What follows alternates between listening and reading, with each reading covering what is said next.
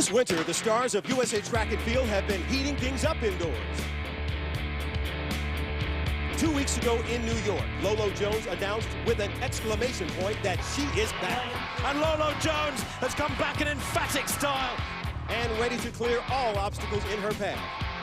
And world champion Jesse Williams hops took him to heights befitting the world's most famous arena. Last week in Boston, it was Jen Shure who soared, vaulting to yet another American record.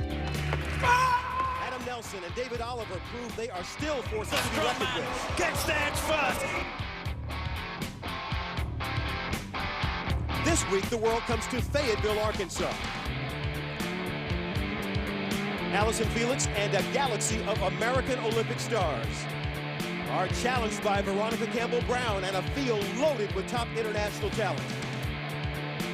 It's a sprint to the finish as the Visa Championship Series heads down the home stretch at the 2012 USA Track and Field Classic.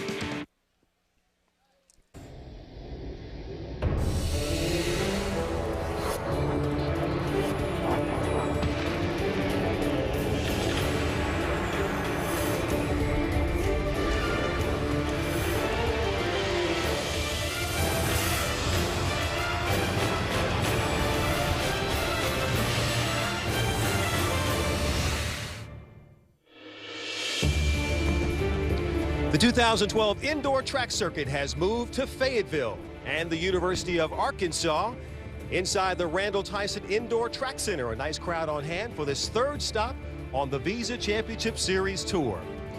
And hi everyone, Lewis Johnson along with my team of Olympic announcers, Otto Bolden, Todd Williams. We'll have Dan O'Brien in just a few moments.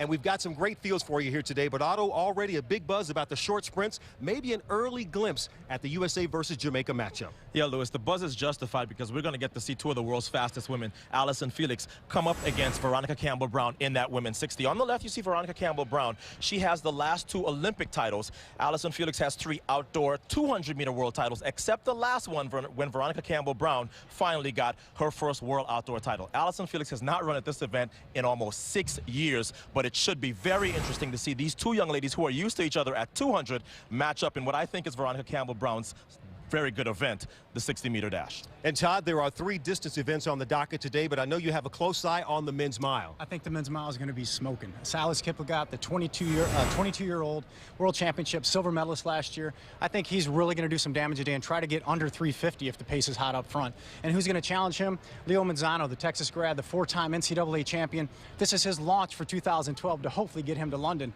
come August. And also there's an up-and-comer from Ireland, Kieran O'Leinard, who really has come out of nowhere in the last 12 months. I mean, he went from 341 to 334, finished 10th at the World Championships. This guy is somebody to watch. He won 2 weeks ago in Boston in 355. So keep it going there. And I tell you, he's going to take some pressure off a lot of people. And speaking of pressure, Galen Rupp is going for the 2-mile American record today at 8:10.07. So both races are going to be fast. I'm excited. I'm going to run up to the booth so I can get this checked out and get me a good seat in these stands. Well, I know it's going to be something to watch. We also have 3 field events being contested here today. And for more on that, let's join the 4th member of our team, Dan O'Brien. Thanks, Lewis. You know, for years, the field event focus has been on the men's shot put. Well, now it's the ladies' turn. They'll take center stage here in Fayetteville. Jill Camarino Williams and Michelle Carter want to change the perception of U.S. women's shot putting here in America. Camarino Williams was the bronze medalist at the Outdoor World Championships last year, and she's the American record holder. Michelle Carter, though, is the U.S. outdoor champion. They've got completely different styles. They've created a friendly rivalry, and they're pushing each other to new limits. U.S. women's shot putting takes center stage here in Fayetteville. All right, Dan, ready to take center stage now. The 400 meters. Moments ago, the first heat in that 400. And Otto Bolden, we had a new world leader laid down by Demetrius Pender. Yeah, the former Texas A&M Aggie, 45.40. So won't the Bahamas be happy about that? New world leader in the 400 meters indoors for Pender. I think that speaks to the swiftness of this track here inside the Randall Tyson facility as we take a look now at the records for the 400 meters. Once again, this is a very fast track, 200 meters, the banked oval. And who's going to take advantage of that? Probably Karani James, the early favorite to win the gold medal at the 2012 Olympic Games. And that's based on his 2011 season when he was undefeated outdoors. His personal best, Lewis, is on this track, 44.80. In fact, 4 of the 5 fastest times ever run on this track. So we expect fireworks in this 400.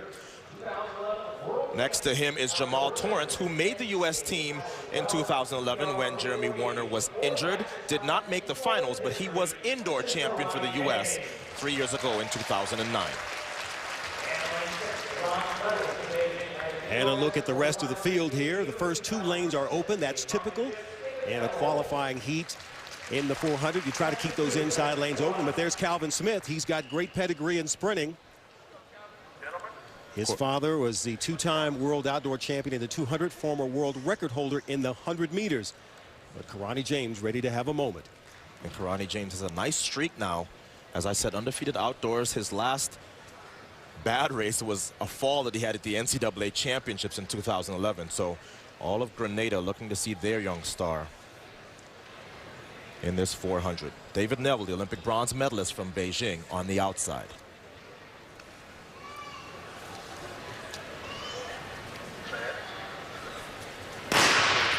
And a fair start in this men's 400 meters. They will stay in their lanes through the first turn and then break for the inside. Karani James already with a nice lead. Yeah, and in Boston, they let Karani James get to the lead early, and nobody was able to challenge him. This looks like more of the same. The youngster from Grenada has seized control, and now everyone has to wonder, how do I get by the young man who was the 2nd fastest in the world outdoors? Remember the time to beat 45.40 by Pinder. And let me tell you that Karani James is already well on pace to better that. And Karani James taking the final bend, looking to best that time of 45.40 from Pinder, now stretching it out and reaching for the line. 45.16, and so Karani James will win the 400 meters. So a new world's fastest time for Karani James as he runs that 45.16. And this looked, as I said, Lewis, very similar to how he ran in Boston. From the gun. Very conservative for maybe the first 50 as David Neville to his outside stretches out. But then look at that move. Right to the front. And now everyone else knows it's going to be a long evening because this 19-year-old finishes so well that if you let him have this lead early, you give yourself a really, really tough task. He does not typically hand back leads. And here we are with just about 50 meters to go. Karani James in the lead. You see Calvin Smith in 2nd. That's Jamal Torrance in 3rd. And now it's just about the clock. And would he run the world's fastest time? And he does, 45.19. for Karani James. And let's go down to Dan O'Brien.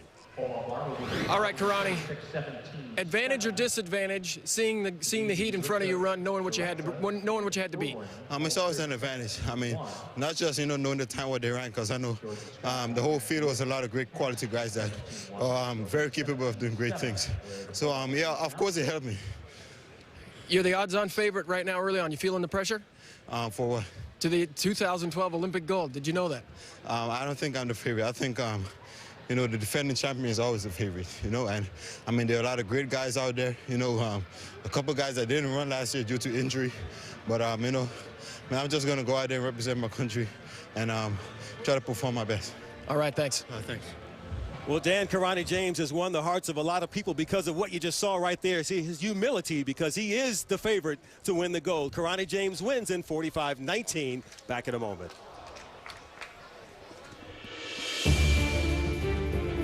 The USA Track and Field Classic is brought to you by Nike and by Visa, proud sponsor of Team USA. More people go with Visa.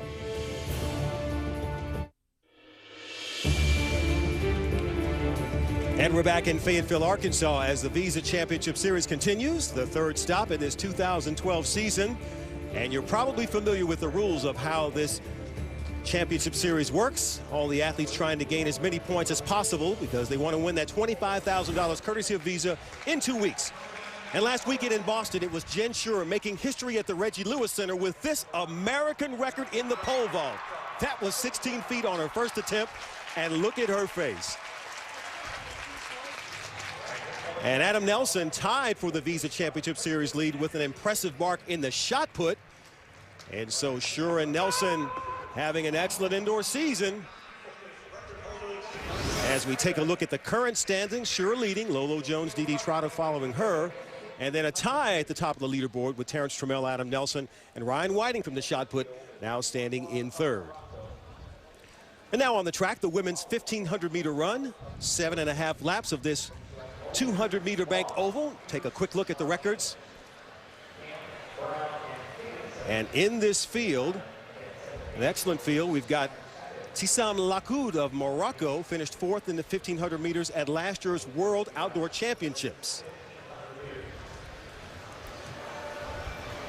And there are some of the other names who will be competing here. Lakoud has really had an excellent season. Also a finalist in the 1,500 at the 2008 Olympics. Finished 12th there in Beijing.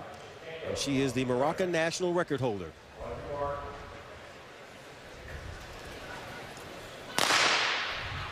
And a good start now in this 1,500 meters. 7.5 laps. Probably taking you, Todd Williams, back to your days of doing some running, huh? It's bringing back some good memories. And, you know, the more I think about this race, and it's really an early season startup for some of these ladies. And Anna Pierce is one that's trying to get some confidence. You know, she was on fire for a couple years. And I think after hearing some of her interviews and talking, that she's using these races to get that confidence back, to get her back to the level to make another Olympic team. And speaking of getting back, the rabbit has really gone out here. There's a huge gap between her and there's the field. So either the rabbit needs to slow down to help bring these ladies along, or either the pace is too slow. We'll watch it early. But Anna Pierce, one of those names you mentioned in the field, along with Trenair Mosier, who won 3 consecutive U.S. 1,500-meter titles from 2005 to 2007. There's Mosier on the left in the red. Well, they've all got on red and black, don't they? Yeah, and it looks like the pacer. I mean, this is when the pacer needs to slow back and pull these ladies along. I mean, because you're looking at a 4:05, 4:06 type pace. So she knows at one peek over her shoulder that they're not going with her. She needs to back off and let them get pulled along. And what may be interesting here is you see Lakoud on the inside rail to the right of your screen now, as Brenda Martinez now steps into the lead. You wonder if Lakoud was trying to hold the pace back for a later kick, but now Brenda Martinez, who has had an excellent season, won the mile at the U.S. Open in New York 2 weeks ago in a lifetime best, now realizing that it was too slow. Martinez now pulling up into second in the all black. And I think during the Olympic year, you always see these emerging runners that come out, and Brenda Martinez is one of those ladies that, you know, she's here. She's like, if I'm going to be this fit this early, I'm going to run, and I'm going to run hard. Martinez now pulling up behind the rabbit. She had an excellent career at California Riverside there. She was a 4-time Big West outdoor champion while she was there. Also won 3 800-meter titles. So Martinez, young, only 24, but really beginning to break onto the scene here. And now really beginning to make these other ladies back in this second group make a decision about the type of pacing that they're going to have the rest of the way. Look at the gap that Martinez has put on this field. And you know, the pack's going to have to make a decision here pretty soon. We're heading up on the 800-meter mark here, and a 2:13, 2:14 through 800. That's about a 4:28 mile pace, which drops up into the 4:05, 4:06 for 1,500. So the pack knows that this is no joke, and they've also done their research and know that Brenda ran well last week, so she's no pretender. She's out there, and she could take it all the way to the tape. So coming up on 3 laps to go, and Martinez has really stung the field, and the question is, will they come for her in that second pack? Martinez is out in the lead. Bogali, Lakoud, Hilali, Higginson, and Vaughn. And I think this is where you are going to see the pack get together. They're going to group up, and they're going to say, look, let's get after it. We've got 3 laps to go. Martinez put it out there. I mean, at least she gave it the honest effort to try to break the pace and try to get away. But I think the pack is going to swallow her up pretty soon, probably within the next 300 to 400 meters.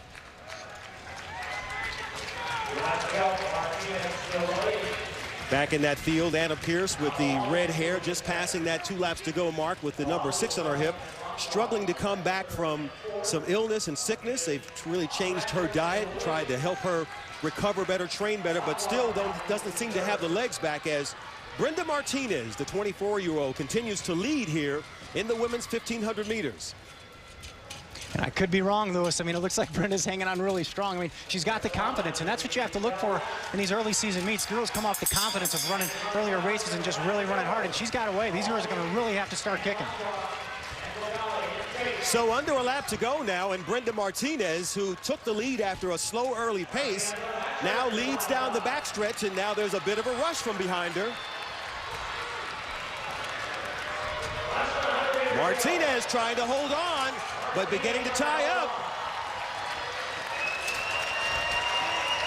And Martinez now being passed. And that's Boghali of Hilali, excuse me, of Morocco, who makes the nice pass. So patient she was, able to make the turn and then outkick Brenda Martinez, who had done all the work. And Boghali was the world junior champion at 1,500 meters. I mean, you're looking at that. She's run 4:03 for 1,500. She didn't give up. And you know, when she started putting the hammer down on that backstretch, she started to say, I have to take this thing. I got to take this to the finish line. And she had one heck of a sprint in that last 100 meters. Well, Hilali began to really measure herself, and then you see her now begin to make that move, and Brenda Martinez with the body language that says, I'm tied up, and here it is one more time. Yeah, she did tie up, and there was no chance that she could regroup and try to pull it back together over the last 50. These girls were sprinting so hard, and they worked together as a group, and that's the scary thing about taking off by yourself early. You're out there, and you're just trying to get to the finish line. Well, Siham Hilali finished third in the 3,000 meters last weekend in Boston and translates that into a 1,500-meter win here in Fayetteville. She wins it, and a nice race over 1,500 meters, taking the appreciation from the crowd. In the midst of this exciting meet, there are some heavy hearts in the running world, specifically at Nike, as one of their pioneers was lost to cancer on February the 6th. Jeff Hollister was a steeplechaser at the University of Oregon in the mid-60s, then went on to be one of Nike's original employees back in '72. And after a tremendous career, he retired from Nike in 2002 and was diagnosed with cancer shortly after. His life and passing have profoundly affected so many people who were close to him. He loved the sport. I mean, he lived and breathed the sport. And, you know, Jeff Hollister, you know, more than anybody I've ever seen in my life, is just, you know, a guy that just, he lived for the sport of track and field. His love of running, definitely, you could tell anybody could tell from meeting him that he had a huge passion for the sport. And he was always looking for ways that, you know, he could help, or asking about, you know, if you had any difficulties.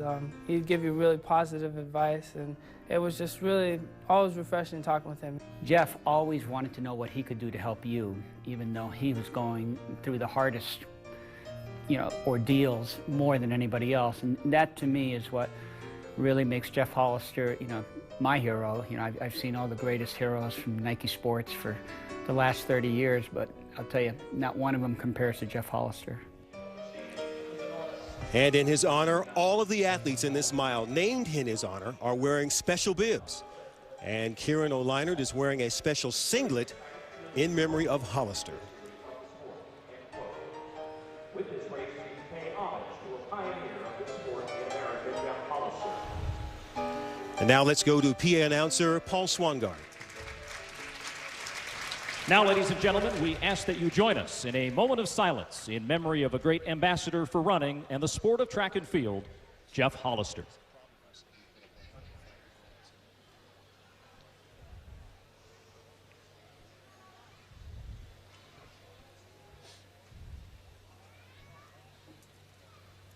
Thank you very much.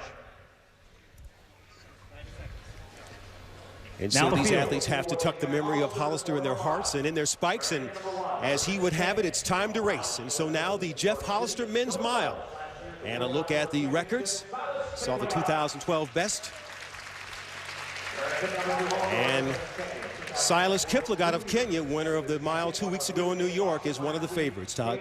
Yeah, and he's hit a personal best of 3:49. I mean, the guy can get after it. With a silver medal at the World Championship, I think all the athletes in this field knows that he's the guy that they need to look out, basically look. And then you've got a Daniel Coleman, 3:48 PR for the mile. Personal best at the 2007 Prefontaine. So these guys are looking at him. He finished indoor world champion twice, so, you know, he can get after it as well.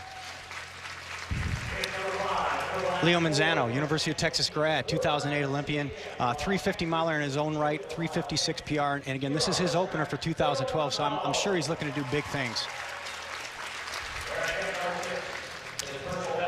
Then you have O'Leinard, the up-and-comer, the guy that came out of nowhere in the last 12 months, and he's here to, like he said this morning in the lobby, I'm here to get even more respect and drop my time from 3:55 and see how fast I can push myself.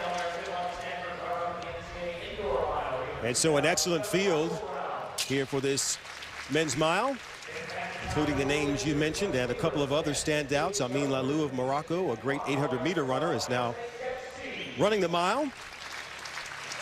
And again, this race in the memory of Jeff Hollister, who was lost last week, and Nike founder Phil Knight called him the greatest promo man in the history of the sport. And so I know these athletes want to promote his life and what he stood for, not only at the company, but in the world of running, with a great performance here in front of this crowd.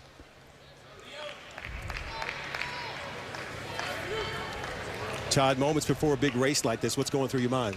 You know, I think these guys really just want to get after it. They know that Jack Bolas, a former University of Wisconsin Badger, set up to run this pace in about 56 through the quarter, or 57, trying to get to 155. Which is fast. That's really fast. I mean, it's the low 350 range. So their focus is the gun's going to go off and I'm going to be running. You know, some of the miles are kind of, tactical, but this is not going to be a tactical mile.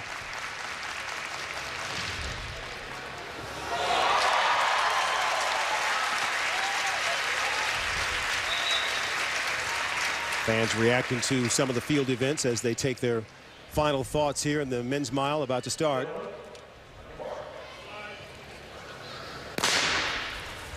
And they're off in the Jeff Hollister men's mile. 8 laps of the track. And you see them set up in alleys with the cones. And as they get to the backstretch, they'll be able to break toward the inside, actually after this next curve. And then the racing begins.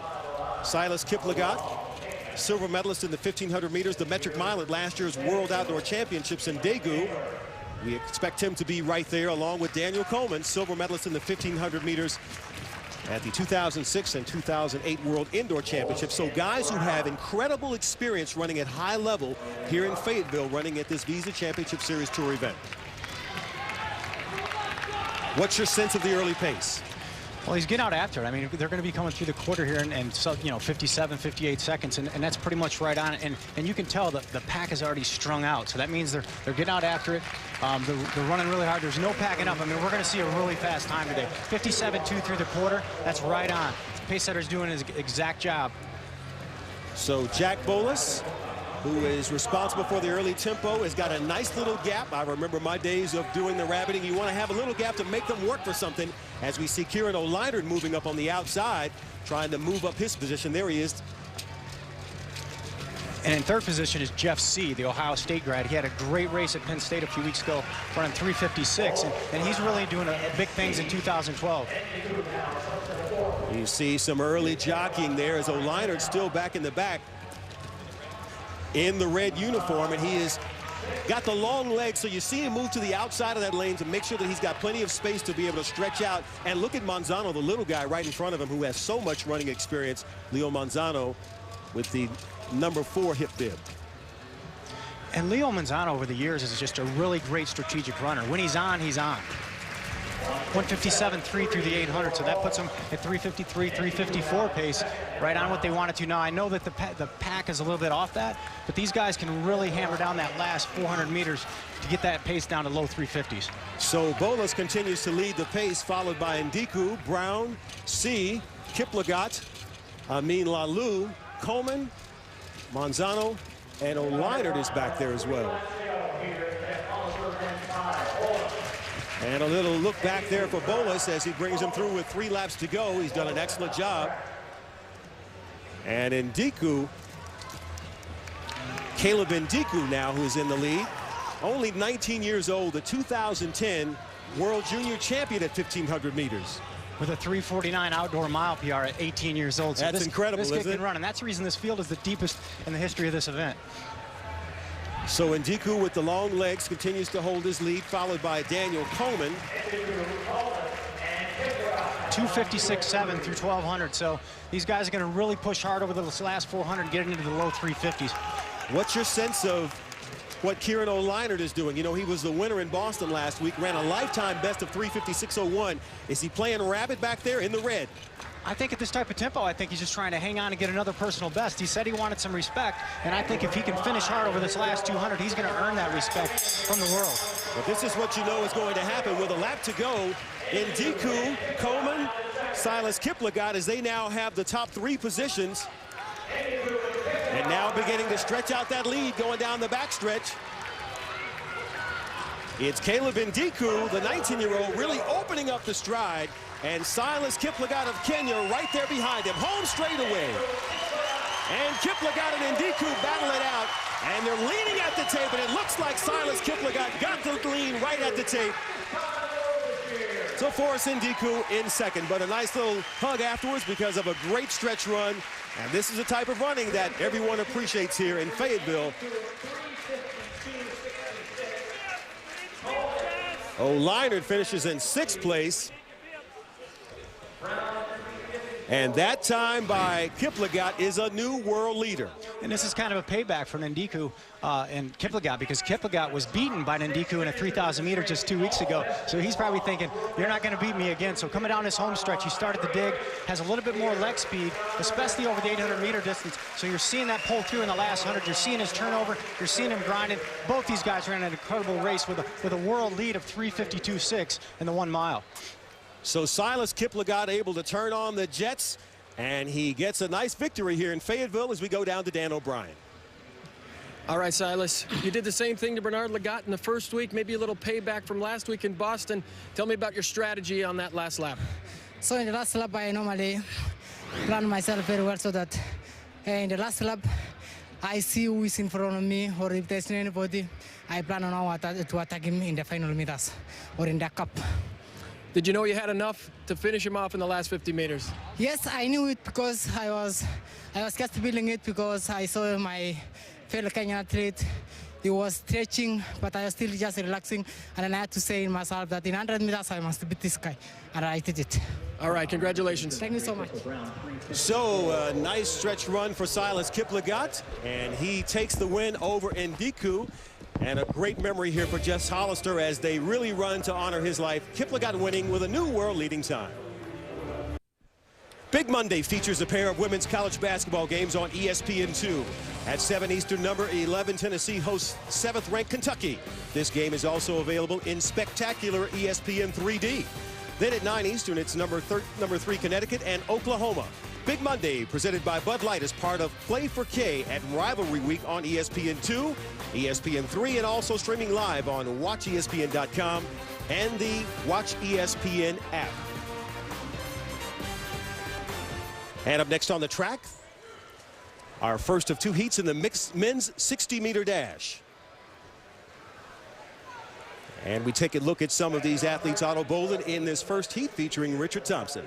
And he was the first to cross the line after Usain Bolt in that amazing world record race in Beijing in 2008. But a lot of people looking to see how he starts this year. He's made a change in coaches now with John Smith in LA. And here is Justin Gatlin, the 2004 Olympic champion at 100 meters. Also has good world indoor credentials. He was the champion at 2003. Served a drug suspension for a while, and last year made the U.S. team that went to the World Championships in the 100, did not make the final. And here's a guy on the comeback trail after injury, but of course a huge ovation for him. He spent his collegiate years here at the University of Arkansas, has the world record on this track, but that's at 300. He's not known as a guy who can run these sorts of short distances, so probably just testing his newly rehabbed legs. And so a look at this field. Most importantly, the top 4 will advance to a final, which will be run later in the afternoon. And you have some guys in the middle there who can really start. When you look at Justin Gatlin and Richard Thompson. Lerone Clark as well from Jamaica. Probably the shortest guy in the field. Very good starter as well. But I really want to see how the switch to John Smith has made an effect on Richard Thompson's form. And he'll have some good competition next to him in the form of Justin Gatlin. And we must always remember that the false start rule is in effect. 1 false start and you're out.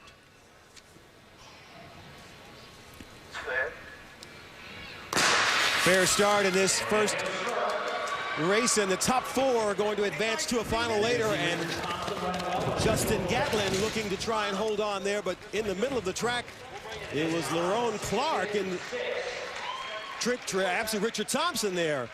Well, they hit the line just about the same time. Exactly. Clark was in the blue from Jamaica, but Richard Thompson, Lerone Clark, Justin Gatlin finishing in third, and Pyrie of Zambia looks to be in fourth. Yeah, look at Richard Thompson, fourth from the right. He does not get out ahead of Justin Gatlin, but look at how well he closes. The last 40 meters was all his, and he high steps across the line. And this has to do wonders for his confidence. He looks to be a little bit more muscular, and he is down with Dan. All right, Richard, the big question was, what kind of start were you going to get now that you're working with John Smith? What did you think about your start? I think I had a pretty decent start. We started doing some block work last week, and I've been feeling pretty good, so I expected to get a good start today, and I executed well for the rest of the race. So I'm looking forward to the final in an hour. Good luck. Thank you. All right, let's take one more look at it. Everything unfolded so quickly there. Yeah, I know Justin Gatlin had to be surprised to see Richard Thompson go by him like that. It's not often someone the caliber of Justin Gatlin gets a lead in a 60 and then sees it evaporate, but that's what happened. So let's take a look at the final results of this first heat of the men's 60. Richard Thompson wins it at 6:56. Lerone Clark in second, and Justin Gatlin of the United States in 6:61 for third. Gerald Pyrie gets that fourth and final qualifying spot for a feature for the final later on. All right, Otto, we've got a moment here. Let's handicap and look forward to the Olympic Games. Who do you see as being the favorites? There's one obvious. Well, obviously, when you talk about the 100-meter dash, you start with Jamaica because they now have the Olympic and world champions in Usain Bolt and Johan Blake. Asafa Powell has been there for the past two Olympics but only finished fifth, but we know he is capable on his day of being good. But who can step up and challenge the three young men in your screen? Well, Tyson Gates coming back from an injury. He is the American record holder, and if he's healthy, he's a factor. Walter Dix, based on his 2011, can certainly be a factor in London. But who else? Maybe Mike Rogers for the United States. Maybe who we just saw get third, Justin Gatlin. What about Darvis Patton? A lot of people feel like Ryan Bailey, who was also with John Smith, may be a factor. And then the rest of the world. There's Richard Thompson. We just saw him win. He certainly has to feel good about his chances with this early season run. Daniel Bailey of Antigua as well. And the guy I like from France, Christophe Lemaitre of France. He was fourth in the World Championships last year. All right, something to think about as the 2012 season continues to unfold as we go back to the track now for Heat 2 in this men's 60 dash. And one of the names you've mentioned was 34-year-old Doc Patton, a seasoned sprinter looking to still make himself known on the world stage. Yes, and he has had some not so good luck in the relay, but individually he has had a very, very good career. And Trell Kimmins. Now, we talked about how well Justin Gatlin and Richard Thompson start. This is one of the best starters in the world as well. Hasn't quite put it together past the start, but he did make the semifinals you see there at last year's Outdoor World Championships. And here's a young man, Ivory Williams, who a couple years ago had a fantastic year, made the U.S. team, former world junior champion. He has very good credentials as well, 6:51 indoors. Anything around 6.50, you're talking the absolute elite of this event. And you saw standing there next to Ivory Williams, the 2004 Olympic gold medalist in the 200, Sean Crawford. He's 34, been around the block for a while. Not sure what he'll be able to do with this quick 60-meter dash indoor, but we're about to see. Once again, the top four will advance to the final to join Thompson, Clark, Gatlin, and Pyrie.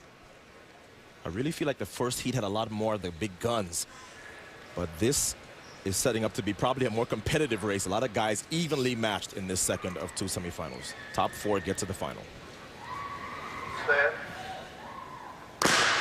And a fair start in this heat number 2. And Ivory Williams moving away well. And Trell Kimmins in the orange has a nice close there. We'll have to wait and see how it works out. And Kimmins does get the win in this heat number 2. Unofficially 6.60 seconds. And while we adjudicate that, let's look at it again. It's easy to find Kimmins. He's in the middle in the orange. And he didn't lead all the way, but he had a very nice pickup in the middle and decelerated less at the end. That got him to the tape in first place in 6.60. Patton up for second in 6.63. And they're down with them. Trail Otto Bolden said, you got a great start. You got to put the race together. You getting closer? Oh, yeah, I'm getting closer. I'm getting closer for the finals. Hope everything go well for the finals. All right, good luck to you. All right, so Trell Kimmons is going to go back and get himself warmed down and come back to contest that 60 final a little bit later as we go back and take one more look at it. How about the start? Yeah, Trell Kimmons reacted well to the gun. He always does a good job in his dry phase. Rushed a little bit coming up. He tends to panic a little bit, but this was a very solid race for him. If I'm him, I go back into that warm-up area very confident about my chances in the final. So the final results of Heat 2, Trell Kimmons does win it in 6.60 seconds. Look at Doc Patton, 34 years old, still a part of the game. He finishes in second. And here are the 8 who have advanced to the final, which will be contested a little bit later. And you see some of the names there, some new, some old, and they'll be on the track a little bit later. Coming up next, the heats in the women's 60-meter dash. Will the table be set for an early showdown in the USA versus Jamaica rivalry? Allison Felix and Veronica Campbell-Brown on the track when we come back to Fayetteville.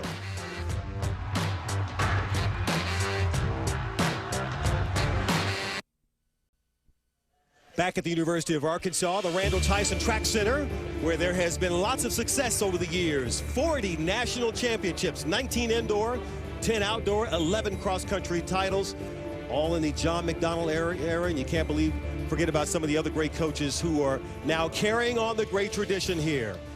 And now down on the track, the Visa Women's 60-meter dash. This is Heat 1.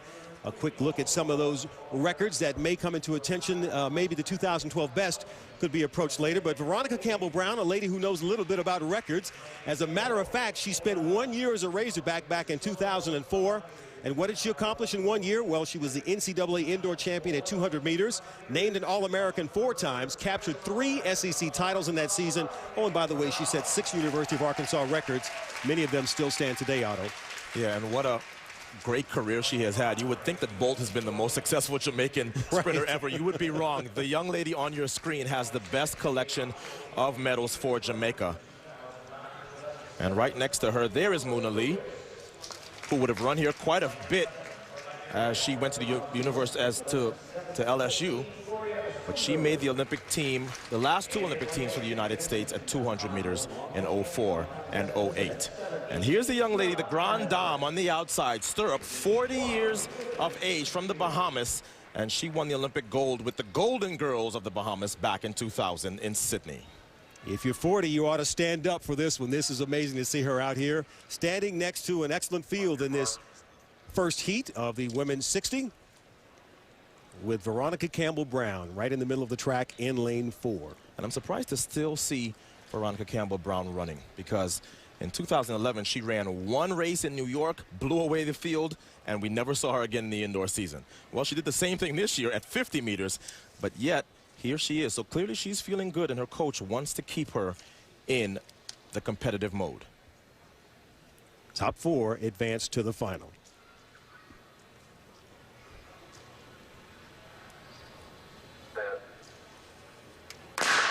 And a fair start. Veronica Campbell-Brown did not get away well, but now the acceleration in the middle of the track so fluid. And Campbell-Brown with a nice second half of the race. They'll probably want to work on that first step because Tiana Madison was really out there in the blue, and she wins it. You see the emotion there. 7.05 seconds unofficially. VCB finishing in second, but what did you see in the first few steps of that race? Well, I can tell you what, this young lady is known more as a long jumper, Tiana Madison, formerly of the University of Tennessee. What a start. She just startled the rest of the field. Look at her on the outside on the left. I mean, she just got away from this field, and they were never able to get back to her. She's going to have to start thinking seriously about what she wants to run both indoors and out, because with a start and some acceleration like that, she has to be looking at competing more in this sprint event. This was a masterful race. 7.05 is one of the fastest times in the world this year, and she puts VCB into second with 7.18. Veronica Campbell-Brown did not react well to the gun. She did do a good job of closing, but no one was catching Tiana Madison on the outside and the left. And so Tiana Madison has gone from the sprints over to the long jump pit, catches a high five from Hylias Fountain, and she will now focus her attention there, but she does win that Heat 1, 7.05, VCB second, 7.18, and Asumnu in third, Alex Anderson fourth. Rivalry Week concludes with a Big Monday doubleheader on ESPN. At 7 Eastern, number 2 Syracuse takes on 23rd ranked Louisville. And at 9 Eastern, number 10 Kansas takes on in-state rival Kansas State.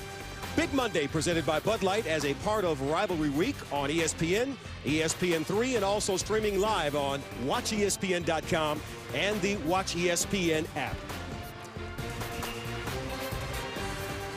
And next up on the track, Allyson Felix in the heats of the women's 60-meter dash. And Otto, she has had an incredible career.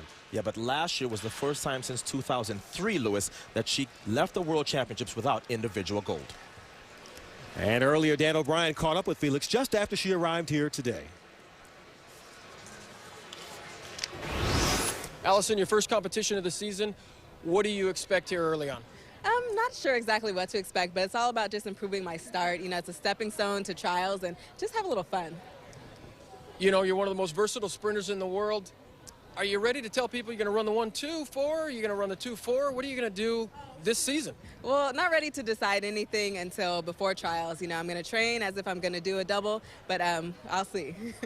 You know, the rivalry is something that we always love to focus on, you and Veronica Campbell-Brown. She probably is a little better than you at this distance. What do you expect to gain from racing her today? It's always fun to race her. Just really about improving my start. You know, she's fabulous in this area, and so I'm just trying to do a little better. Joanna Hayes is back on the track. What do you think about that? Oh, a lot of fun. You know, she's my close friend. I'm excited to see her out there. I know she's going to have fun. All right, thanks. All right. So Allyson Felix now back live on the track as she gets her final thoughts together. The 3-time world champion at 200 meters. Is this a fair fight? Well, it really is not. In the same way that you'll never see Veronica Campbell-Brown running too many 400s. Allyson Felix has not run this event in over 6 years, and she is not known as one of the better starters in the world. So this is really an uphill climb for her.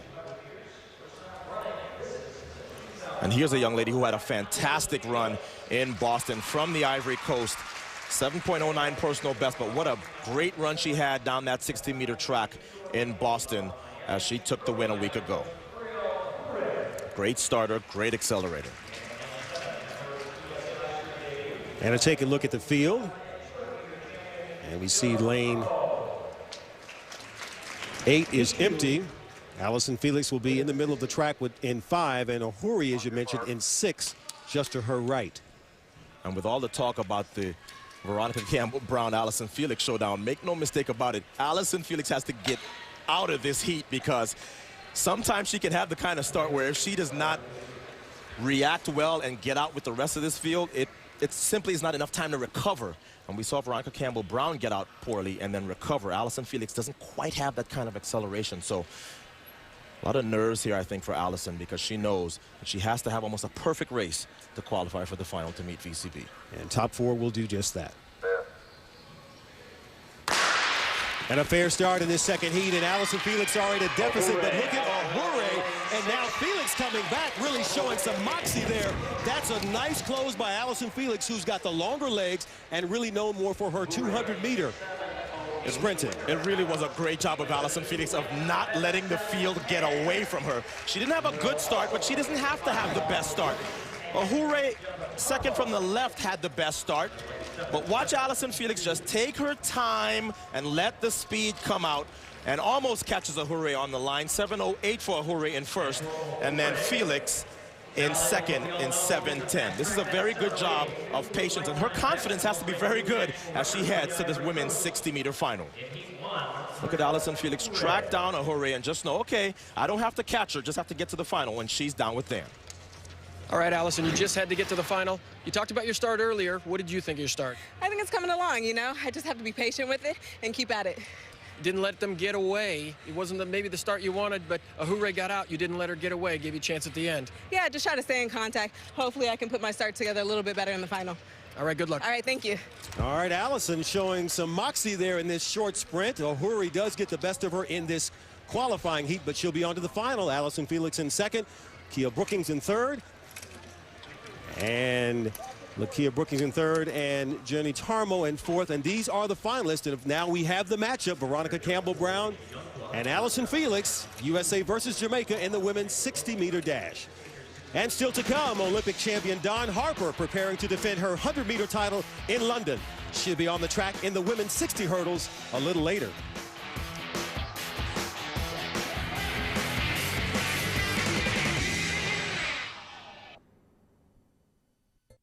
Tonight, ESPN has more NBA action. At 7 Eastern, the Heat face the Hawks. And at 9:30 Eastern, it's the Jazz and the Grizzlies. The NBA on ESPN and ESPN3. Well, let's check in on our first event and the men's shot put as we take a look at the records. And also a look at this field today. And to take us through it, here's Dan O'Brien. Well, only 4 throws for this small field of shot putters. This is what you're getting to the indoor circuit. This is Justin Rhodey. Took 3 rounds to materialize a leader, but he put one out to 68 8 3/4 and became our early leader. 68 8 3/4. Little handshake to Dylan Armstrong. Ryan Whiting won 2 weeks ago at Madison Square Garden. And in the 3rd round, he puts one out over the 70-foot line, 70 feet 3 3/4 He takes the lead in the 3rd round.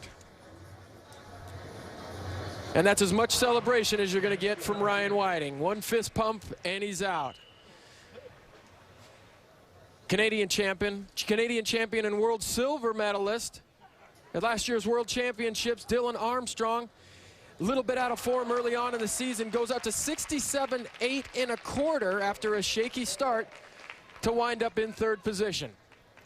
State University, Ryan Whiting. Ryan Whiting wins for the 2nd time in 3 weeks, moving his way up the leaderboard in the Visa Championship standings. And Dan, he does take the victory here, 70 feet 3 3/4 to follow up that New York win 2 weeks ago with a victory here in Arkansas. And the happy winner in the men's shot put here in Fayetteville, making great steps in this 2012 season. And coming up next, Dawn Harper takes on a strong field in the women's 60-meter hurdles. Early steps in her quest to repeat as Olympic champion. And we're back in Fayetteville, Arkansas as the USA Track and Field Classic continues from the University of Arkansas, the Randall Tyson track facility. And next on the track, the Nike Women's 60 Hurdle Finals. A look at the records. Lolo Jones has the best time in 2012, 7.89 seconds. Will that be challenged here on this fast track? An excellent field, and let's meet everybody starting in lane 1. This is Tania Jones, competed here many times during her collegiate career at LSU. A runner-up here last year's SEC championship with a best of 8.16 indoors. Nikita Holder of Canada, finalist in the 100-meter hurdles at last year's World Outdoor Championships, finished 6th in Daegu, running a personal best of 8.2 seconds in a meet in Toronto a few weeks ago. Joanna Hayes, 35 years old, the 2004 reigning Olympic champion in the 100 hurdles, hasn't competed since 2008. Can she make it back to the Olympic Games? And Dawn Harper, here is the reigning Olympic champion, pulled off one of the biggest upsets at the Olympic Games in Beijing, bronze medalist in the 100-meter hurdles at last year's World Championships. Michelle Perry, now 32, gold medalist in the 100-meter hurdles at the 2005 and 2007 World Outdoor Championships, but hasn't competed since 2009, her first race in 6 years. And Jenny Crawford, former USA Trojan, won 2 indoor titles on this track back in 2005, 2006. Ran a personal best of 7.84. That was back in 2006, and that's the facility record.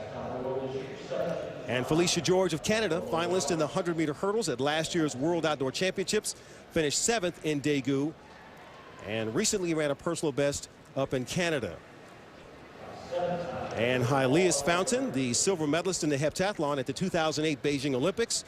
One of the best events is the hurdles, doing double duty here, also competing in the long jump. And for Dawn Harper, this must look like practice because she has a lot of her training mates in the lanes adjacent to her. Reigning Olympic champion, so she has to start thinking about her defense of that title. But of course, if you're an American hurdler, you have to think about the Olympic trials as well. A lot of these women will be facing her in Eugene in a couple months. It's amazing what the Olympic year will do. You have people who've been there a long time ago and now coming back trying to test the legs. And of course, everyone wanting to put a mark up on the world scene to say, hey, I'm here. So to see a Michelle Perry, Joanna Hayes back in the game. Of course, Jenny Crawford. Ilyse Fountain getting some work in for the heptathlon. The Nike Women's 60 hurdle finals. False start rule is in effect.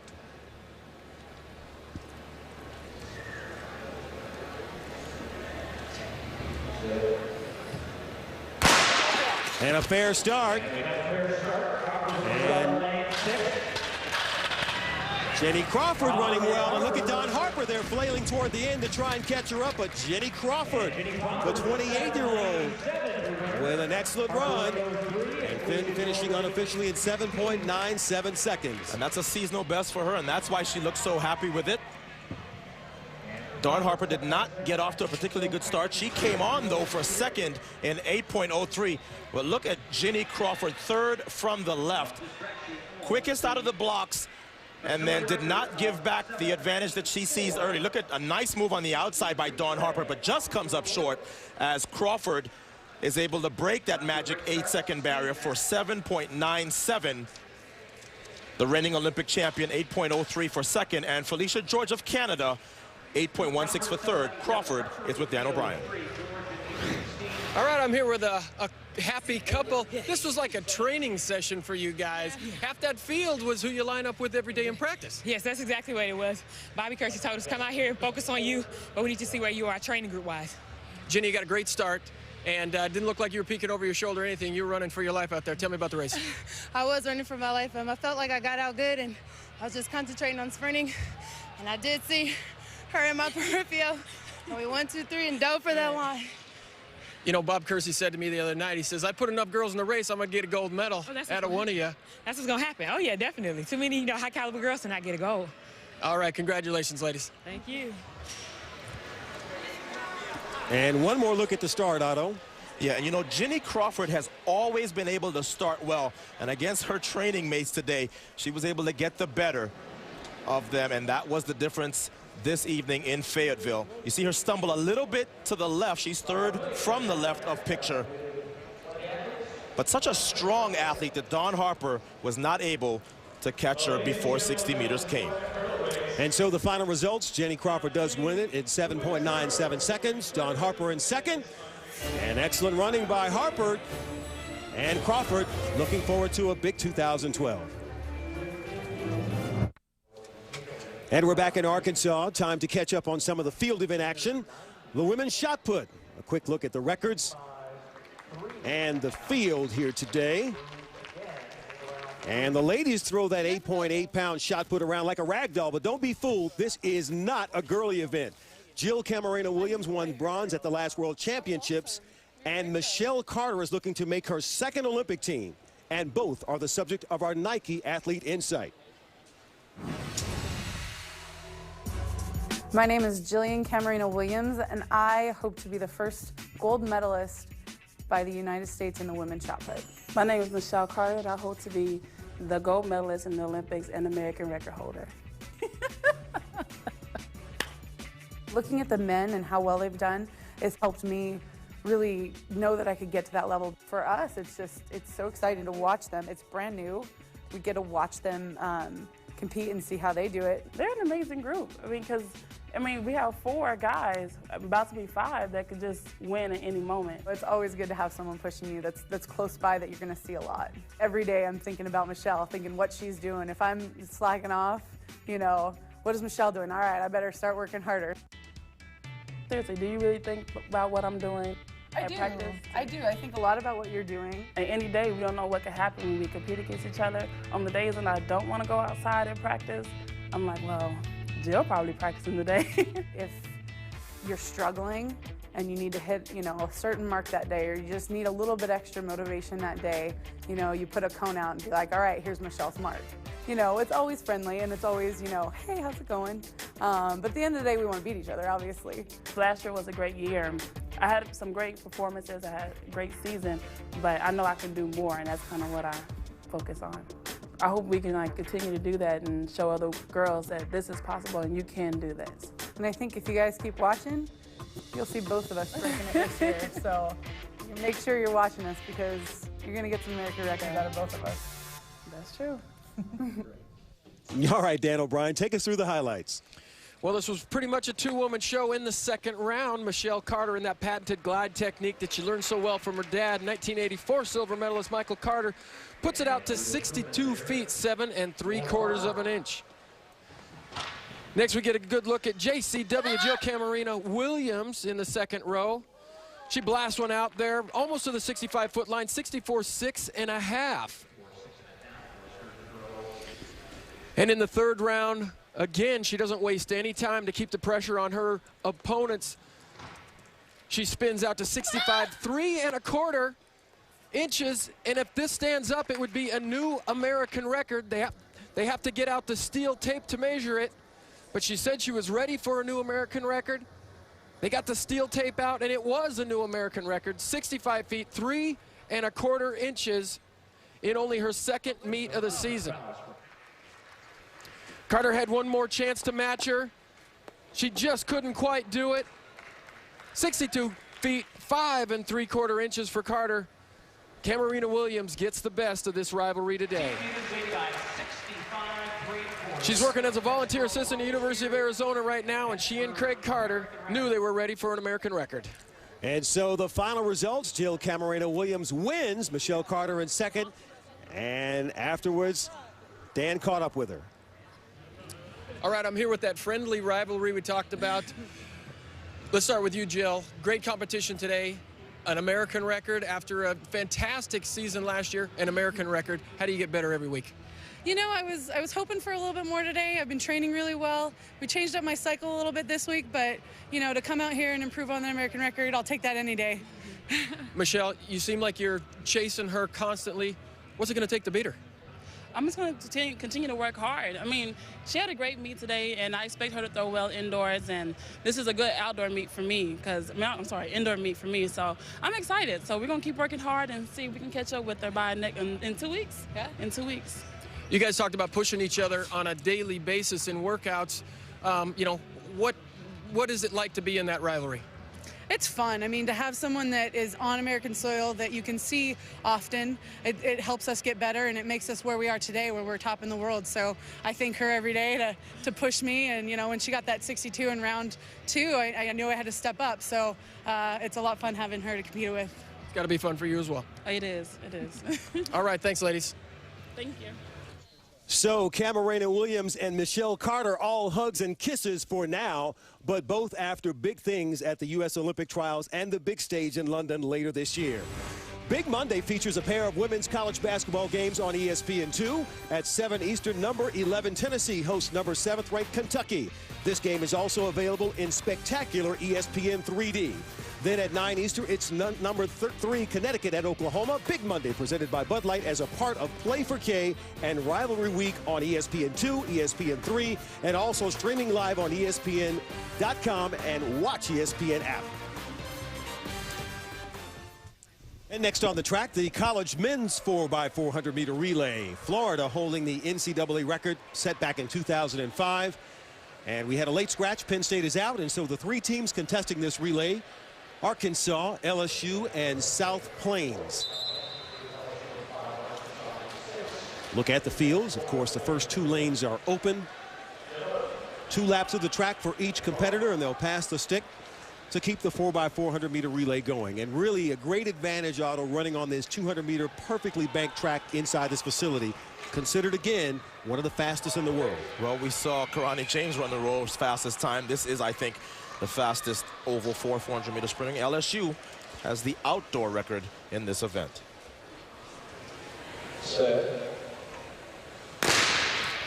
And a fair start in this college men's 4x4. And just like with the ladies, we expect to hear a lot of cheering from these college athletes who have packed the building here at the Randall Tyson Indoor Track Facility. And that's Simmons for LSU, asked to handle the leadoff duties. Marek Neat of Arkansas, though, in the lead as they head into the final lap of this first leg. And a big lead early on for Marek Neat of Arkansas. You think he's being cheered on a lot by the home fans? This is a little bit of a home field advantage here. Arkansas with the early lead. And don't think that Robert Simmons of LSU is not going to hear about it if he doesn't do something, especially after the ladies did so well. So Neat of Arkansas with a very strong lead. Coming up for the first exchange, Arkansas holds the lead. South Plains now. Alistair Muna has the stick. And for LSU, it's Riker Hilton. And wow, LSU really struggling thus far, about halfway through this mile relay. And Arkansas seizing the fact that they are in their home building. They are running like the favorites. Hakeem Gauntlet for Arkansas moves to the outside of that lane one. Smart as you move into the curve. Dropping down now as Alistair Muna of South Plains tries to turn it on. Again, LSU strains to see them struggling. Hilton trying to make a move now as LSU moves into second. And Riker Hilton, the Jamaican, has done the right thing. He has been patient, and now look at him trying to challenge for the lead, but LSU will be in second as they hand off. So Gauntlet of Arkansas hands it off to Ben Skidmore. They continue to hold the lead. LSU has now moved into second with Ade Forte. I think you may know him, Otto. He is now in second. As South Plains has slipped back into third with Vernon Norwood on that leg. And I can see Forte thinking, okay, when is he going to come back to me so I can make the move? The answer is he's not really giving any of this lead back. Look, the lead is extending now. Look at this lead by Arkansas. This is a bit of an upset here, Lewis. Well, you may think there's a bit of home court advantage as you hear the calls of pig suey throughout the building. This is called running over your head. Look at the lead as Arkansas hands to the anchors. And so Skidmore with an excellent leg for the Razorbacks. Passes it off to Neil Brady. LSU now trying to make up the distance with Caleb Williams on the anchor. And Braun Toplin for South Plains is really trying to hold on for third. And Arkansas is not giving back this lead. Bell lap, 1 lap to go, less than 200 meters, and Arkansas on cruise control with a huge lead. Listen to that home crowd. The Razorbacks of Arkansas in the college men's 4x4 turn the corner for home. And the message is, not in my house. And that's a very good time, too. 3:03.72. They have to be thrilled about that performance in their home building. Neil Brady with an excellent anchor leg, but really it was the entire team who took it to the rest of this field, LSU and South Plains, from the gun. And here is LSU's move on that second leg as Riker Hilton tried to get LSU back up into contention, but it was Gauntlet of Arkansas who handed off to third in the lead. This is third leg, and Arkansas just refused to hand that lead back, and LSU had to be thinking, at what point are they going to come back? As Forte continued in vain to try to close the game, to close that gap, and then look at the expression as Arkansas and Neil Brady, as the happy coaches react. And so Dan is down with the winning Razorbacks. All right, guys, I had a quick talk with your coach earlier. He said, get my guys. They're going to run fast today. Ben, you're the senior on the squad here. Tell me about that run. We just gave it all we had. We've had a great weekend, and it's just time to had to bring it home. You know, the anchor leg, it looked like the race was in doubt until the anchor leg. He didn't give anything back. Tell us about that effort. Well, he's a young gun, so, you know, you always got to give it to the young gun on the end. Got to put faith in your guys, and he did what he had to do, so. It's a school record on a track this size, 3:03.76. 3:03.76. All right, congratulations, guys. I think the crowd needs another pig suey. Big suey, baby, yeah. And they'll have a couple of pig sueys after a run like that. Arkansas wins at 3:03.76. What a statement they made. South Plains in second and LSU in third. That's a surprise. That's good. Fellas? Galen Rupp is preparing for the 10,000, 5,000 double at the London Olympics this summer. And coming up next, he attacks the American record in the 2-mile on one of the fastest indoor tracks in the world.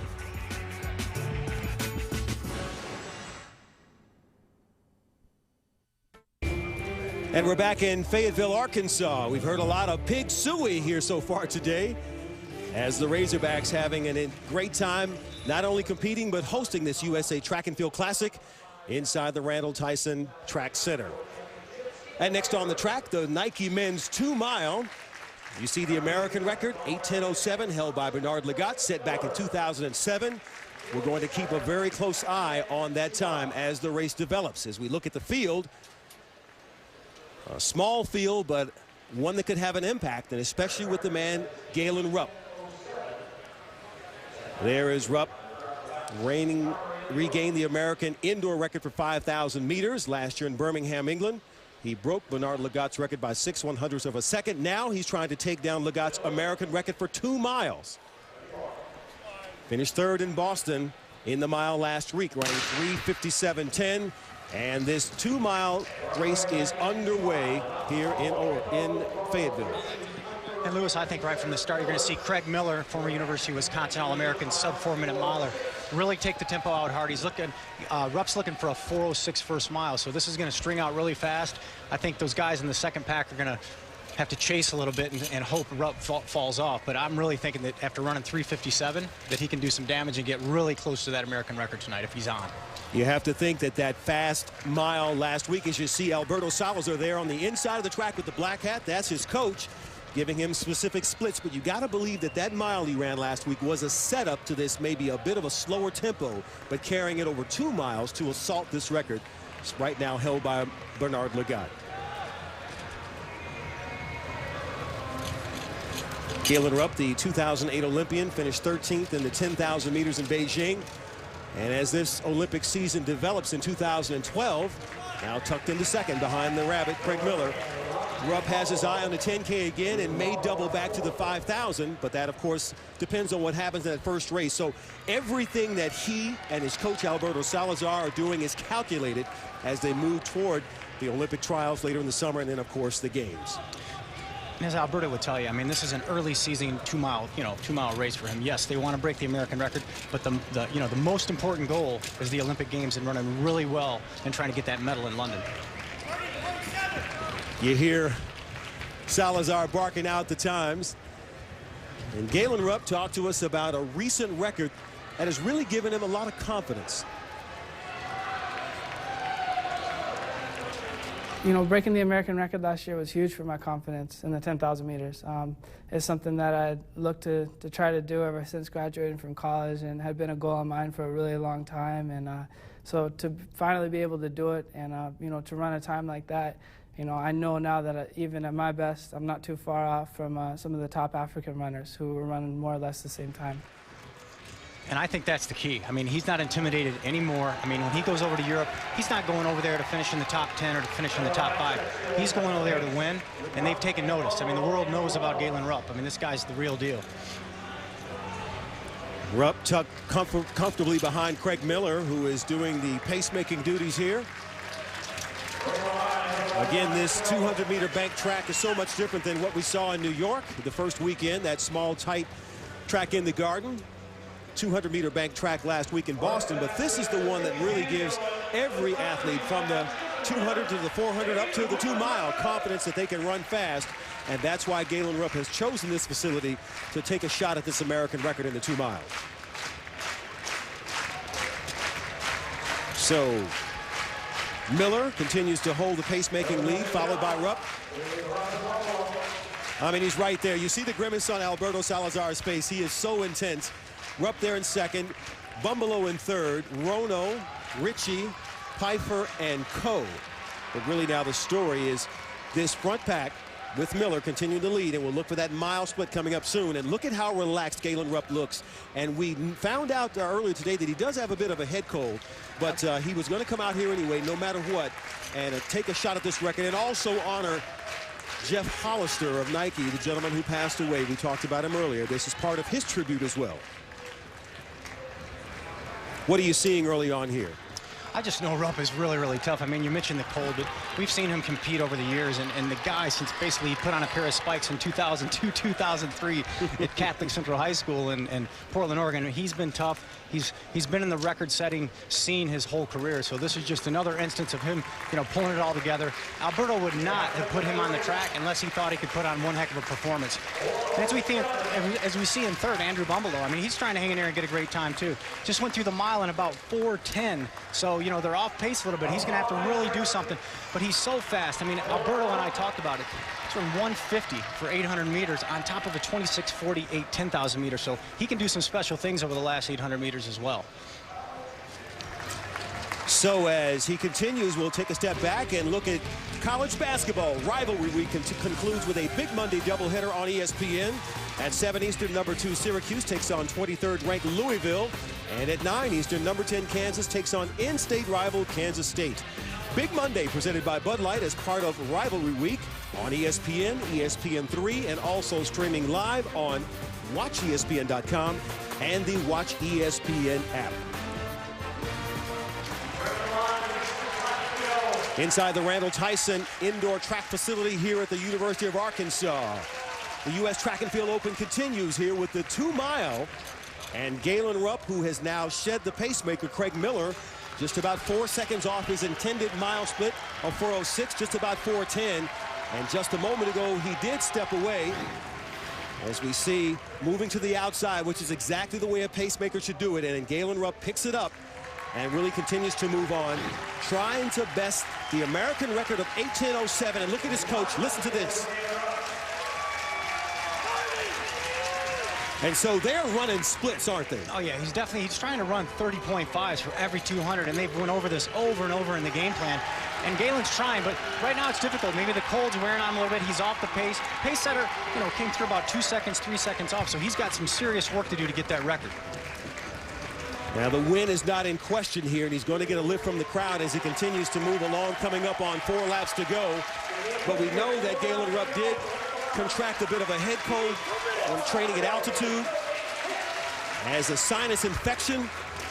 But again, that's part of to test the mettle of what could happen anywhere at the Olympic trials or the games. You still have to come out and compete.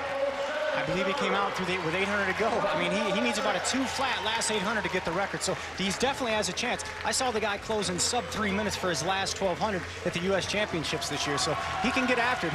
He's going to start to smell it here in a second, and he's going to take off.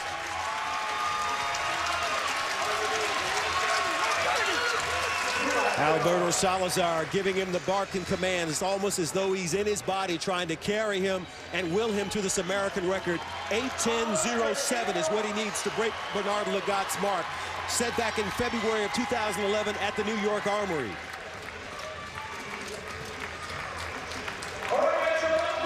Now, as you examine the body language, Todd, what are you seeing here as they try and bring him around?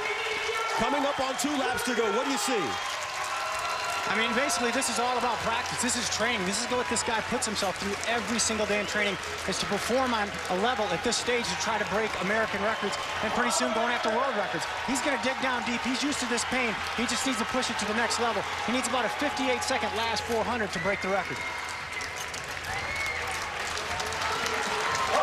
Galen Rupp now beginning to lap members of the field as he comes into the home straightaway. Everyone in this facility is on their feet, and here's the bell.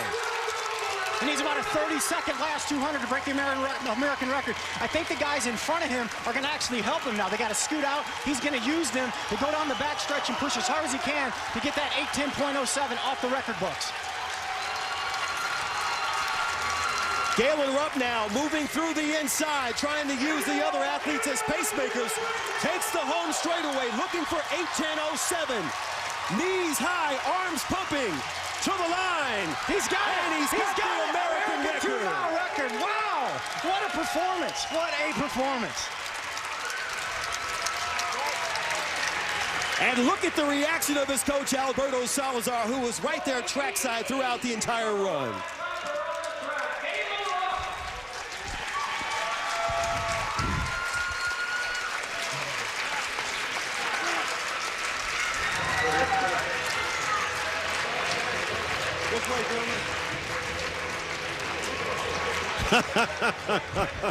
Another day at the office for these two. Let's go through the last half lap, Todd. And this is what he's thinking. He's thinking all the work, all the time that I put in on the track, doing the speed work, doing the hard tempo runs. I'm up at altitude. I've got to dig. And you could see with about 200 to go that he knew what he needed to run, and he just dug down deep to get the record. What an absolutely amazing performance here tonight. Well, Galen Rupp here with the cold, the sinus infection, needed that 30-second lap to finish it up and was able to dig down deep. Wearing the singlet, honoring his fallen friend from Nike, Jeff Hollister, really does pay homage to his life with a tremendous performance under duress and American reaction. And what about the coach? What do you think?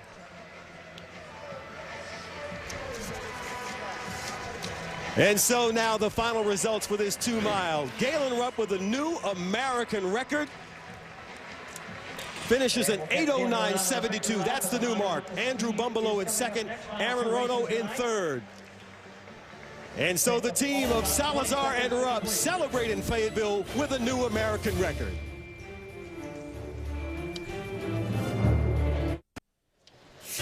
And back in Fayetteville, Arkansas, where Galen Rupp has just brought down the house with a new American record. A look at his final strides here in the Fayetteville Indoor Track and Field facility, and he really poured it on, running a 30-second last lap, toughing it out, and the crowd here responded as he came to the line. Rupp looked over and saw new American record in the 2 mile. And the reaction from his coach, Alberto Salazar, who's been with him every step of the way, literally. They celebrate on the track this new record and get a chance to stand back by the board. Here's a moment you always want to remember in your career. And now he's down with Dan. All right, a couple happy Oregonians here. I'm here with Alberto Salazar and, of course, Galen Rupp. I hear you guys talking about splits. Was he where he needed to be with 1 mile to go? Yeah, absolutely. I mean, the plan was to come through in 4:06 at the mile and try and run the second mile a little bit faster. And we think negative splitting is the way to go. And he was right on. He was about 4:06.8 at the first mile, and then he came back in about 4:03, so right according to plan. Was there any doubt with about 800 meters to go that he was going to get the record? You know, I wasn't sure. You know, Galen woke up sick yesterday. He's got a real bad sinus infection. He's on antibiotics. I was trying to get him into emergency room today to get him to drain his sinuses. And so, you know, he was going to go for the record no matter what. We owe it to Jeff Hollister, you know, one of the greatest guys we've ever known at Nike. So for the race, we talked about it, and we just said, you know what? Jeff isn't going to care whether you get the record or not. All he's going to care about is that you give it 110%. So, you know, he was just going to go for it, and if he died, he died, but he wasn't going to not go for it. Galen, you wear the commemorative uniform for Jeff Hollister. What did it mean for you to go for that record today? It meant a lot. You know, Jeff Hollister is a guy that did so much for this sport, you know, from getting funding for running groups early on and just promoting the hell out of it all the way through. And, you know, Alberto told me beforehand, you know, you got to do this for Jeff. And like he said, it was just all about effort. You know, that's what Jeff would have wanted and what he would have cared about most. How difficult was that last quarter mile all alone? It was tough. You know, I was having doubts too. I don't know if Alberto might have had him or not, but, you know, I was hoping, and I just told myself, put my head down, use my arms as much as I can, and, you know, go for the victory. All right, congratulations, guys. All right, thanks a lot. Well, this tandem of Salazar and Rupp really turned on something special here as Galen Rupp was able to close strong and take down this American record. A successful day here as he honors his friend Jeff Hollister. And this is a scene that will play back in his career, a moment he'll remember for a long time in this road to the London Olympics. So Galen Rupp wins it in a new American record and an excellent moment. Great memories here in Fayetteville. And tonight, ESPN has more NBA action. At 7 Eastern, the Heat face the Hawks. And at 9:30 Eastern, it's the Jazz and the Grizzlies. The NBA on ESPN, ESPN3, and also streaming live on WatchESPN.com and the Watch ESPN app. And so I guess we'll have to catch our breath just a little bit after that tremendous 2-mile American record by Galen Rupp. Now ready for the sprints, the men's 60-meter final. And let's meet all 8 in this final. Starting in lane 1, Gerald Theory. And Theory has a personal best of 6.59. Good starter, but didn't look as good in the semifinal. Throw all of that out. Everybody gets a clean slate here in the final. In lane 2 is Justin Gatlin. And he started well, reacted well to the gun in the semifinal round, but then gave up some ground to Richard Thompson at the end. In lane 3, Lerone Clark. And you can always tell where he is by his gloves. The Commonwealth Games champion 100 meters, a good starter as well. His problems come at the end. If he has a chance to win here, he has to have a good second half of the race. Lane 4 in this 60-meter final, Richard Thompson. Looking a little bigger this year, the Trinidad and Tobago star. Olympic silver medalist, and based on his semifinal run, I think he is considered a slight favorite in this final. Lane 5, Trell Kimmins. This is a guy who could give Thompson some problems with that monster start. Got a gold medal with the U.S. on the led off the relay in the 4x1 for the U.S. last year. In lane 6, the veteran, Doc Patton. And Doc Patton, such good credentials at 100 and 200, but in order to win this race, he has to have something that he has not shown in a couple years, a monster start and a great finish. In lane 7, D'Angelo Cherry. And D'Angelo Cherry, easily the shortest member of this final. 6:52 means that he has very, very good credentials at 60 meters indoors. And rounding out the field in this men's 60, lane 8, Ivory Williams. And Ivory Williams needs to have a better performance than he had in the semifinal round. This is a young man capable of 6.51 on his best day. And so a chance for some of these sprinters to make an early statement about their starting ability, which is the biggest challenge in a short race, especially if you're an outdoor favorite. But Richard Thompson, what do you think he is thinking about right now in lane 4? So much to prove. A lot of people have written him off because since he crossed that line second in Beijing, he has not won anything and did not make the final last year in the World Championships. That first race in the semifinal said to me that he is back, but now he has to defend it. Now the pressure comes on his back because everyone saw that race and knows Richard Thompson ran a very, very good race and could and should win here. 9.85 for a new 100-meter personal best by Thompson last year. But he didn't react well in the semifinals. Has to have a better reaction, control the race early if he wants to win. And if any athlete false starts, they will be out of the race.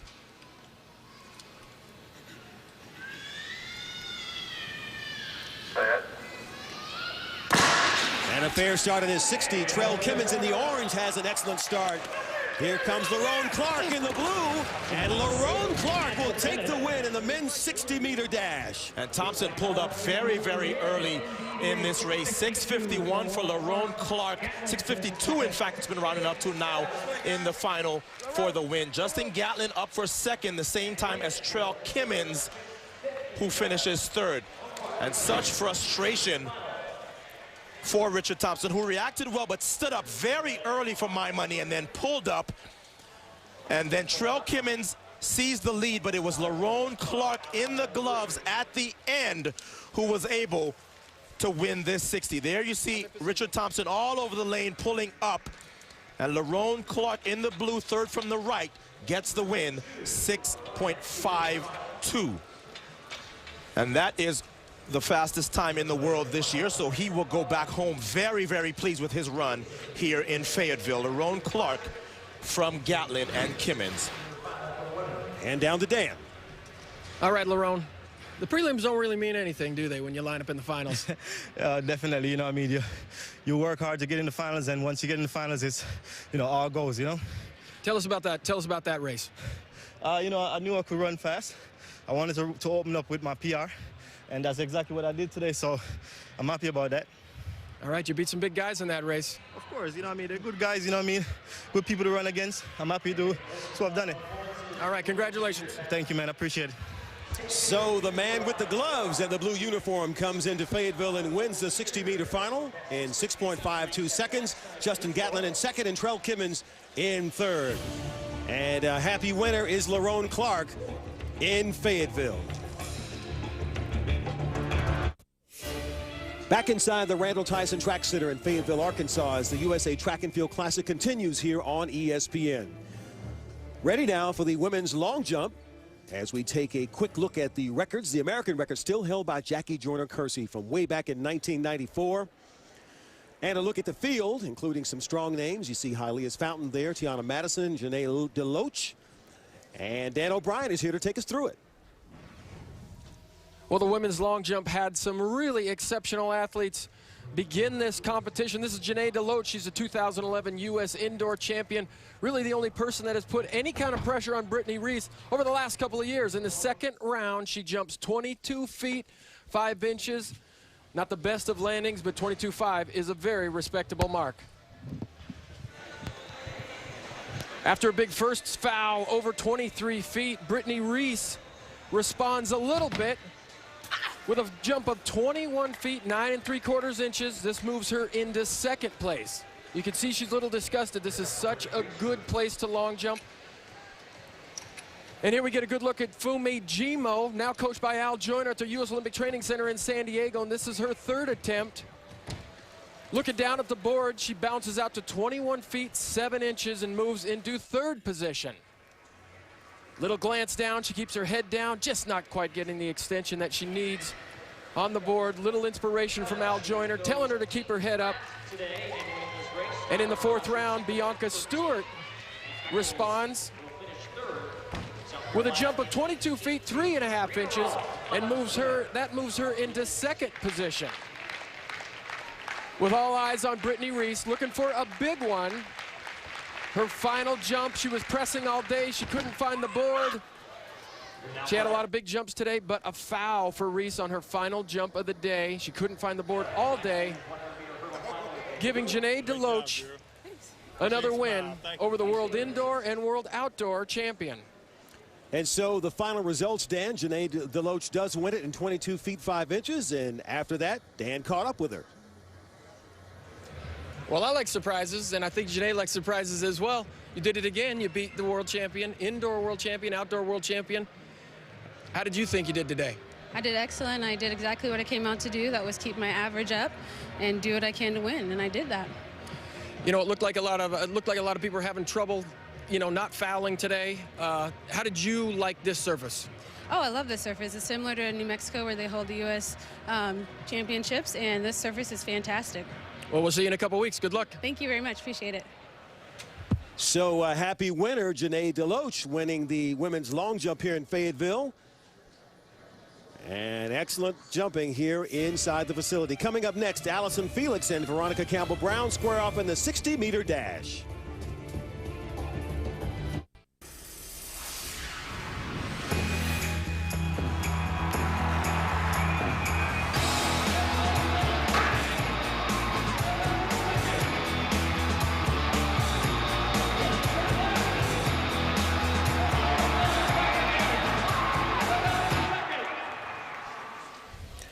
And now on the track, the Visa women's 60-meter dash. As we take a look at the records, Laverne Jones-Ferret has the best in 2012, 7.08 seconds. You got to believe that that's in jeopardy here today. And so for the introduction of this field, let's go to PA announcer Paul Swangard. Now the final of the Visa women's 60 meters. In lane 1, member of the Team USA that competed last year in Daegu at the World Outdoor Championships. Set a personal best of 7:22 in the preliminary rounds, Jedaba Tarbo. In lane 2, a two-time NCAA indoor 60-meter champion, tied the collegiate record of 7:09 last year, Lakeia Brookins. In lane 3, a three-time world outdoor champion at 200 meters. She set her new personal best of 7:10 in the preliminary rounds. It's Allison Felix.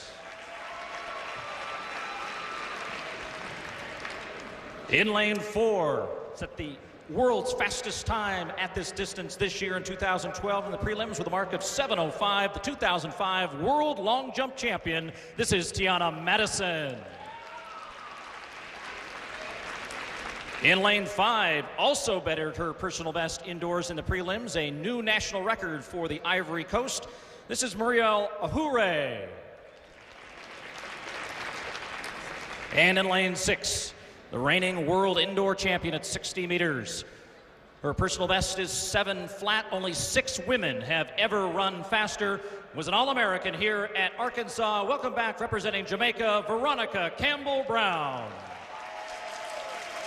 Your field of 6 to the Visa women's 60 I can tell you one thing, Lewis. I don't know how you win this race and not break 7 seconds. We have some talented women lining up for this final. And in case you think this young lady on your screen is the favorite, I don't know, because Ahure looked very, very good. And let's not forget the 2005 world champion, Tiana Madison. And there is Ahure standing to the right of Campbell-Brown, and Allison Felix there collecting her thoughts. Had a really excellent qualifying run, was behind from the first step, but really closed well. And so this is going to be interesting as we take a look at the field. We've had some late scratches. Lanes 7 and 8 will be open, but the story, if it was 2 layers, I'd say Veronica Campbell-Brown in 6, Allison Felix in 3, of course, the USA versus Jamaica story, but then Ohure in 5. Allison has to approach this race the same way she did the semifinal. You know they're going to get a first step. Everybody in this field is likely to get a step on her. Don't panic. They'll come back if you relax. There's Veronica Campbell-Brown. She probably starts as a slight favorite, but as I said, a lot of quality in this field.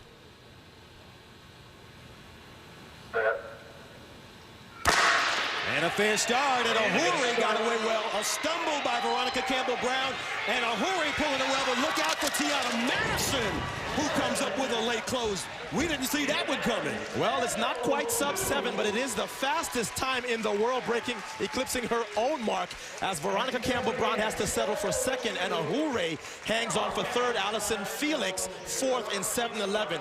But what can you say about Tiana Madison, who we know can sprint, but has not had a year like this in quite some time? We talked about the fact that she has been a world champion long jumper in the past, but the way she looks, not only is she going to be a threat at the World Indoor Championships in Turkey at this distance, but she has to start seriously thinking about what she can do outdoors, because she was not only running well in the beginning, but pulling away at the end, as Veronica Campbell-Brown, who did not respond well to the gun on the extreme left, really left herself a lot of work and was not able to catch Tiana Madison. I'm curious to know what you think. What happened to Ohure in 5? Well, Ohure actually ran a pretty good race, but she got a little bit too caught up in the start of Madison, and that's why she only got third. But a very good race for her as well, as Madison sets the world's fastest time here in Fayetteville, Arkansas. This really was a good job. She's a little bit too upright with her head down, but you can't argue with the results. Look at her blow by everyone, and she's down with Dan. Otto Bolden was criticizing your technique a little bit, but he said you certainly can't argue with those results. Where did that come from? I mean, we just train. That's why you train. And I didn't cut any corners this year. I'm looking forward to see what I can do at Nationals. You opted not to long jump after the first round just because you felt so good? You want to save your energy? Coach's call, and I trust him, so I just went with it. Veronica, glad to have you back here in Fayetteville. Do you get nostalgic when you come back? It is always great to come back here. I have so many memories on this track and in this town, so it is always an honor to come back here and compete. You know, we only saw you run once indoors last year, and then we didn't see you till the outdoor season. What was the plan behind running more times here in the United States indoors this year? Actually, this is just my second race, and it is just a part of my preparation for outdoors. It is very important here, and I just want to start early and try to position myself to make the Jamaica team in both 100 meter and 200 meter. Allison, a couple of fine races for you. Did you get that start ironed out? Not quite, but I'm excited. I'm so thrilled about this year, and you know, this is just working on it, and hopefully I can put things together this year. All right, you know, it's just tough to talk to both of you guys without mentioning the rivalry, of course. You know, how important is that to the sport of track and field? I know you write about it in your website. How important is that to the sport of track and field? It is very important. I believe that the more rivalry we have, the better we're going to compete, because we motivate and push each other, because I know Alice is working hard. So whenever I'm tired, I know I have to work. I can't sit there because I don't know what she's doing or my other competitors. So it is good for us. I think it is beneficial for all of us on the sport in general. Allison, when are we going to see you run again? I'm not sure. I think this is it for me indoors, but, you know, just want to break out of all that training and come and have some fun. All right, thank you, ladies. All right, thanks. All right, Dan, so Veronica Campbell-Brown and Allison Felix confirming that there is a rivalry, although not quite sure if this was a fair fight over such a short distance. But Tiana Madison, who really ran well, 7.02 seconds to win this 60-meter dash. Hugs from her competitors, but they'll duke it out soon again on the track.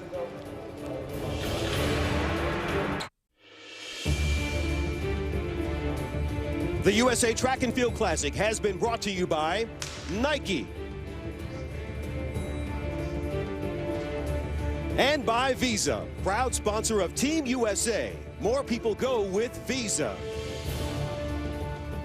And so it has been another great meet in this Visa Championship Series, and without question, the day belonged to Galen Rupp, who came to Fayetteville on a mission to set a new American record in the 2-mile, and he did just that. And with his coach, Alberto Salazar, by his side with the splits and plenty of emotion, and of course the memory of Jeff Hollister in Rupp's heart, he made history and took another big step toward the London Olympics. And so with that record performance, Rupp has taken the lead in the Visa Championship Series standing. On the men's side, Jen Schurer still holds the lead on the women's side. And around the track, tributes to the life and loss of Jeff Hollister continued even after the meet had concluded. And so that's all from Fayetteville for our entire crew. I'm Lewis Johnson. On February 26th, catch the USA Track and Field Indoor Championships on ESPN at 7:30 Eastern. Coming up next, it's women's college basketball. Play for K as part of Rivalry Week.